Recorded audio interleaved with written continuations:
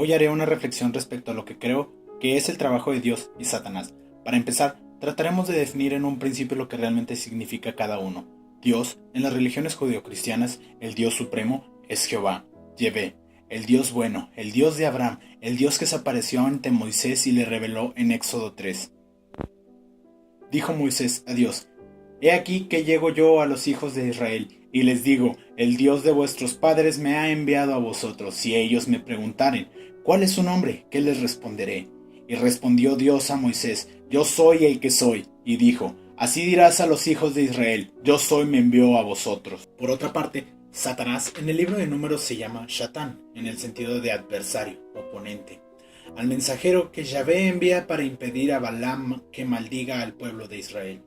El término Shatán también entra en la vida jurídica israelita y alcanza el sentido de acusador delante del tribunal, y el término Shitna deriva de la misma raíz, que significa acusador. En segundo término, trataremos de explicar de dónde surgen estas dos figuras. En el primer día de la creación, el Dios Supremo creó la luz y la apartó de la oscuridad. Desde un principio hubo una dualidad: Yahvé y Satanás son las dos caras de una misma moneda, dos partes del mismo Dios Supremo. El Dios Supremo prosiguió con la creación, pero lo creado fue encomendado a sus dos hijos, Jehová y Satanás. Desde un inicio hubo un pacto entre estas dos divinidades, cuyo pacto era que Jehová recompensaría el bien y la pureza del hombre, y Satanás juzgaría a los hombres para ver si eran dignos y merecedores de la eterna recompensa y del reino de los cielos. En la tercera parte hablaremos de los atributos de cada uno. Jehová, por el contrario de lo que muchos creen, no condena. Es el ser humano que por propia mano es condenado por sus actos, por su arrogancia, su ego y sus vicios. Es misericordioso, el más sabio, omnipresente y omnisciente. Por otro lado, a Satanás se le dio el poder de tentar al ser humano, pero no puede obligar a nadie a cometer pecado. Es el encargado de hacer inspecciones morales de la virtud humana. También es quien se encarga de acusar y de juzgar nuestros actos cometidos en contra de la ley de Jehová y aplicarles una penalidad. Satanás representa astucia, justicia, sabiduría y sagacidad. Ahora que ya conocemos un poco más del desempeño que juegan estas dos figuras, hablaremos de algunos de los casos en donde vemos cómo se desempeña el trabajo de estas dos personas en la Biblia. Empezaremos con uno de mis favoritos, que vendría siendo el libro de Job. Satanás llega pidiéndole a Jehová retar la fe de Job, porque Job era un hombre bueno, bendecido por la mano de Jehová, con una fe inquebrantable, pero Satanás creía que él tenía esa devoción hacia él porque estaba en plenitud y nunca le había faltado nada. Jehová le permitió a Satanás tocar todos los bienes de Job: sus tierras, su casa, su ganado, sus trabajadores y su familia, pero no a Job. Cuando Satanás ve que no puede quebrantar la fe de Job, Jehová le permite presionar aún más, llegando al punto en que Job cuestiona por qué Dios permite que sufra. Job le pregunta a Jehová por qué le pasan esas cosas, y Dios le responde que él no podía cuestionar los designios que él mandaba, porque no los comprendía. Job se arrepintió de su duda y Dios no le condenó. Volvió a ser bendecido por Dios y vivió en plenitud por la eternidad. En este libro vemos una de las cosas más importantes, y muchas personas no lo reflexionan como tal. Muchos pensarán que Dios es un sádico en este libro, pero no es el caso. Aquí vemos cómo se desempeña plenamente el trabajo de ambas figuras. Satanás, probando la fe de uno de los más devotos de Dios. Normalmente las personas que tienen una devoción y una fe más grande hacia Dios son los que más duras verán las cosas a lo largo de su vida. Y el de Dios recompensando a Job a pesar de que dudó de él. O sea, en este caso vemos a un Dios que nos hace darnos cuenta de que no importa que dudemos de él, inclusive que reneguemos la existencia de Dios, sino que si existe un verdadero arrepentimiento, una verdadera reflexión de lo que es Dios, no importa lo que pase, seremos recompensados. ¿Por qué? O sea, a pesar de que nos pasen una gran cantidad de desgracias en la vida, si no nos alejamos del camino del Señor, de Jehová, al final de cuentas tendremos una recompensa eterna. ¿Qué puede ser una vida de miseria si puedes vivir la eternidad en plenitud? Muchos dicen y piensan: no, es que la iglesia nos vende esta idea para que sigamos en la miseria, para que sigamos jodidos, por decirlo de una forma. Pero no es el caso. O sea, la Biblia nunca nos manda que vivamos en la pobreza o en la miseria, sino que vivamos de una manera correcta. Muchas veces también piensan las personas que simplemente por seguirla o que nos dicen en la iglesia o lo que manda el sacerdote o lo que se nos enseña, ya por eso tenemos un lugar en el cielo, pero no es el caso. Jehová solo recibirá a los que verdaderamente lo amen y no a los que simplemente sigan sus leyes. Y ese es el papel que desempeña aquí Satanás.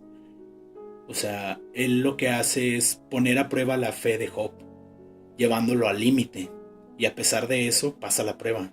Muchas personas, y me incluyo dentro de ello, nos rendimos por cosas muy simples. Creemos que la mano de Dios bajará directamente e vendrá por nosotros y nos salvará de la miseria.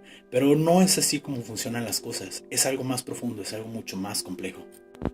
Ahora veremos la tentación de Jesús en el desierto. El ejemplo más evidente del digno trabajo de Satanás es en la tentación de Cristo, el Dios hecho carne, el Dios en cuerpo humano. El trabajo de Satanás en este capítulo del Nuevo Testamento es probar la lealtad de Jesús hacia Jehová, con 3 pruebas. No podemos hablar exactamente de cuáles fueron porque nadie lo vio realmente. Y en este entonces Jesús no tenía discípulos. Lo que se cree que pasó se supone que fue algo que le dijo Jesús a sus discípulos, pero no podemos hablar con seguridad de realmente qué fue lo que pasó ahí. ¿Qué es lo que se puede rescatar de la tentación de Jesús en el desierto? Pues primeramente fue probar lo que realmente significaba que un ángel de Dios tuviera cuerpo, que tuviera carne.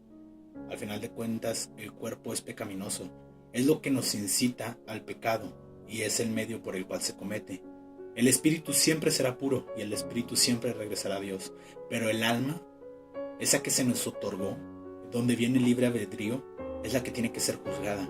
Entonces, hablando de las pruebas que se mencionan en la Biblia, por ejemplo, cuando Dios ya tenía sus 40 días de ayuno, el diablo le dice que convierta las piedras en pan, pero él le dice que no solo de pan se alimenta el hombre. ¿A qué nos podemos referir con esto? Nos referimos a la cuestión de que, a pesar de que podamos sufrir una hambre intensa, no podemos utilizar los dones o las bendiciones que nos da Dios para utilizarlas en un fin pecaminoso. Muchos pensarán, pero si es simplemente pan. Pero el simple hecho de que sea pan tiene muchísimas más implicaciones, porque es, ¿cómo decirlo? Es algo muy complejo. En la segunda prueba, que es cuando Jesús es tentado por el diablo a que salte de lo alto del templo, es ¿por qué? Porque se supone que en el Antiguo Testamento se habla que eso sería de una de las cosas que haría el Mesías y que cuando estuviera cayendo los ángeles lo levantarían. Pero se supone, y él lo menciona, que no se tentará lo que viene siendo el poder de Dios. ¿Por qué? O sea, si Jesús sabía que él era el Mesías, no tenía ninguna necesidad de probarle a Satanás o de probarse a sí mismo de que tenía la capacidad de hacerlo. Simplemente lo sabía y no tenía la necesidad de. Muchos piensan, como ya lo mencioné, de que la forma en que debería de actuar Dios es a través de grandes actos espectaculares, que el cielo se abra y bajen de él huestes de ángeles y hagan y cumplir sus mandatos. Pero al final de cuentas, lo que quiere Dios es eso, amor puro, un amor sincero. El libre albedrío es algo maravilloso, pues se nos dio la capacidad de elección. El amor real no puede venir de una criatura preprogramada o aterrorizada. No puede ser forzado, debe ser voluntariamente dado. La única forma de entrar al reino de los cielos es por una reflexión, por una asimilación y ser conscientes de que lo que estamos siguiendo es algo real y que es algo muy personal. No se puede ir por la vida tentando y juzgando a Dios porque no nos ayuda a cumplir nuestros caprichos, porque al final de cuentas es eso lo que le pedimos a Dios muchas veces, simples y puros caprichos, el amor de una persona, riquezas, propiedades, pero Dios no nos va a recompensar con eso, Dios nos recompensará con algo mayor en el reino de los cielos. Y Satanás, como lo vuelvo a mencionar, nos pone a prueba, él nos pone las cosas enfrente y nos tienta para ver si nosotros sucumbimos tanto a pecados tan simples, tan terrenales, y si lo hacemos, pues simplemente no somos dignos. Muchos piensan, pero no son cosas malas. No, pero luego de ahí vienen implicaciones muchísimo más grandes, más complicadas. Por último, encontramos la tercera tentación, en la que Satanás le ofreció los reinos del mundo a Jesús, al Cristo. ¿Pero qué serían los reinos del hombre a comparación de la recompensa que tendría Cristo si cumplía los designios que Dios le había asignado? él sería recompensado con el reino eterno de los cielos. Y los reinos del hombre, al final de cuentas, son efímeros, son fugaces, no son para siempre. Muchos de nosotros hubiéramos caído fácilmente en esta tentación al momento de que nos hubieran ofrecido un poder tan inmensurable. Pero Cristo, Él tenía otra forma de ver las cosas. Afortunadamente Dios le había dado esclarecimiento para que supiera qué eran las cosas que le convenían y las que no. Y simplemente se retiró del lado de Satanás y siguió su camino, para profesar la palabra que Dios le había enseñado. ¿Qué es lo que podemos rescatar de todo esto? En mi perspectiva muy personal pienso que tanto el trabajo de Dios como de Satanás es un trabajo muy digno. Uno, encargado de la recompensa del hombre, y el otro de juzgar sus actos. Tal vez por este último hecho es que muchos de nosotros en algún momento de nuestra vida, o lo seguimos haciendo inclusive, pensamos que Satanás es malo, pero no, como ya lo mencioné, el mismo hombre por sus actos es el que se condena. Realmente no es Dios ni Satanás el que nos condena, simplemente es su labor, es su trabajo, y los actos es lo que define cuál va a ser el camino que va a tomar cada uno en su trabajo. ¿Qué más se puede hablar? Pues sería eso, a grandes rasgos. Yo pienso que las personas deberíamos darnos un momento para checar las escrituras, tanto de los textos judíos, tanto de los textos cristianos, musulmanes, budistas. Al final de cuentas todas las religiones tienen un mensaje muy parecido y hablan de eso, de una dualidad. No es necesario que sean buenos o malos, simplemente existen y desempeñan un papel.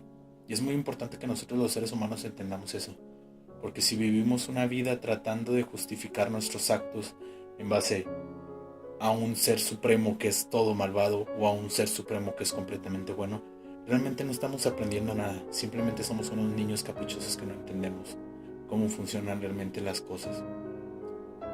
Pues eso sería todo, agradezco mucho su atención, este sería el primer video que hago con una cuestión un poco más seria, espero no haber ofendido a nadie y pues si es el caso, lean para que tengan un verdadero criterio y bases para criticarme o juzgarme. Les agradecería mucho que le den like y que se suscriban, que lo compartan en sus redes sociales y estaremos viéndonos próximamente en otro video. Muchas gracias y que tengan un buen día.